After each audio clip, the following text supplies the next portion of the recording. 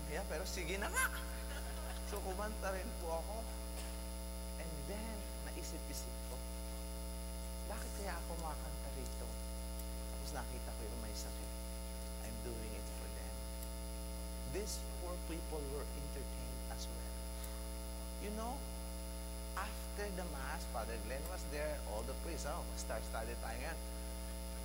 Would you believe, sabi ng aking superior, the one who read, Francis Donnelly, he came all the way from Canada, and I'm very thankful he's here in these trying times. Very challenging moment, my life here in the Philippines as a priest. Sabi niya sa akin, Fernando, di ba you keep on preaching that every time you come in the Eucharistic celebration, there must be healing? Why don't you call on those people who got healed? True enough, ang sabi ko ay, okay. Yung mga na-heal, taas ang kamay. Nagtaasan po lahat ang kamay ng tao.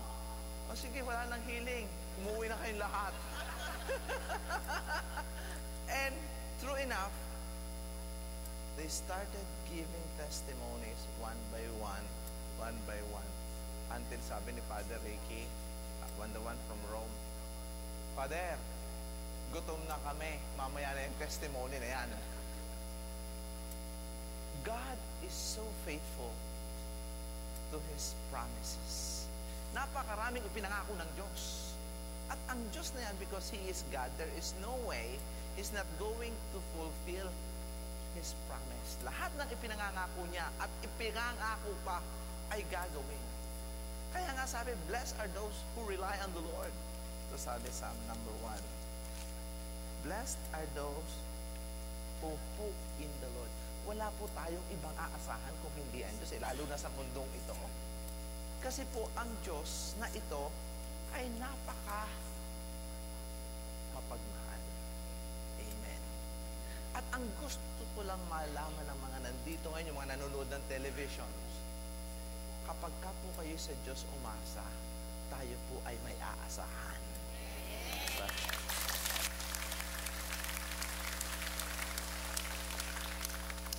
Kapag ka po tayo sa Diyos umasa, we know that He's going to attend to all our needs. Why? Because He is God. And I want you to let you know na ito lang ang kailangan natin.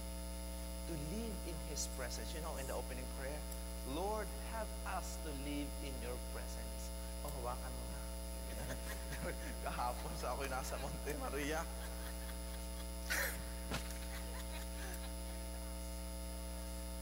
Nagtanggal po ako ng damit sa Monte Maria. Nawala ang damit ko. Sabi ko sa aking personal assistant, where's my clothes? Where's my out? Father, pinagkaguluhan na, kunin mo! Baka pagputol-putulin. My dear sisters and brothers, it's so good.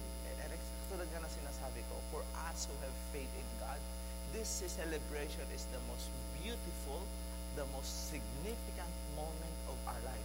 Kitang-kita ko yan sa mukha niyo. Wala yung puyat. Puro ngiti. Tingnan mo naman itong Marian devotees nito at your age. Puro pa kayo nakanganga. Ang babango nyo pa, ang sasaya pa, palakpakan natin itong Marian devotees nito.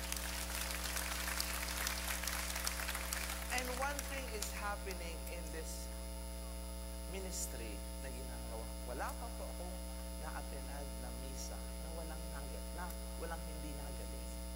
Laging may gumagaling. Why? Because God is the only healer. Ito ko po ang aking laging sinasabi. Pero ang pag-heal ng Diyos, siguro yung binasa natin Beatitudes, I want you to let you know. Yung binasa natin Beatitudes, blessed are you who are hungry. Blessed are you who are persecuted. My God, minsan tayo naglilingkod na sa Diyos, pinipersecute pa. Correct? Pero mo, wala ka na ginawa, kundi sumimba ng sumimba, ipagdasal lang ipagdasal, ito mga ito, maya-maya ikaw pa rin ang masama. Pero ano ang assurance ni Jesus? Magdiwang kayo, rejoice and be glad if you're persecuted in my name's sake. Why? Lalo kang mapapalapit sa akin. You know, that's the very beauty of this. the very beauty of our God, yung kanyang tinatawag na assurance, inia-assure tayo na sa ating kahinaan, sa ating kababaan, sa time na down na tayo. Kasi darating po ang panahon na tayo down na down. Tulad ng mga Sandigan Foundation ito, nung tinatanong ko sa kanila noon, ano bang mga sakit nyo? Kasi pinepre over ko sila, puro nakalagay general. Akala ko yun ay posisyon nila. Kasi mga bossy-bossy ito mga donyatic ang tawag din ni Brother Milad, mga donyatic daw. Ayun pala, nung inisa-isa ko sa kanila, ang kanilaw daw sakit, masakit ang ulo, masakit ang balakang, masakit ang tuhod, masakit malabo ang mata, lahat na. Oh, kailangan nyo pala ng overhaul. Ito po nangangailangan ng overhaul. But, what I'm telling you, my dear sisters and brothers, because the hope is in the Lord, makikita nyo sa mga mukha ng mga nananampalataya, yung tinatawag na freshness. Laging may breath of fresh air. Amen. Palakpakan natin ang Diyos. Yung pong beatitude ay tinatawag natin breath of fresh air nang galing sa Diyos. Yung salitang nagbibigay buhay. So yung mga nasa television ngayon, ng mga may sakit, marinig nyo lang itong beatitudes. Yung pagiging blessed natin. Yun lamang ang kailangan natin. How blessed we are. So I want you to please ruminate. Take it into heart. The very presence of God, that you are so special. That this God will do anything and everything for you. And that in itself is healing. That in itself is an assurance na hindi ka niya pababayaan. That in itself is an assurance na kahit ikaw'y nag-iisa, kahit uugod-ugod ka na, kahit ikaw'y nasa banig ng karamdaman, kahit ikaw ay in pain, this God is just right there beside you. My role is not to heal you, because I'm not a healer, or Father Glenn, Father Jerry, or all this priest. But our role is to let you know that Jesus, who is the healer, is just right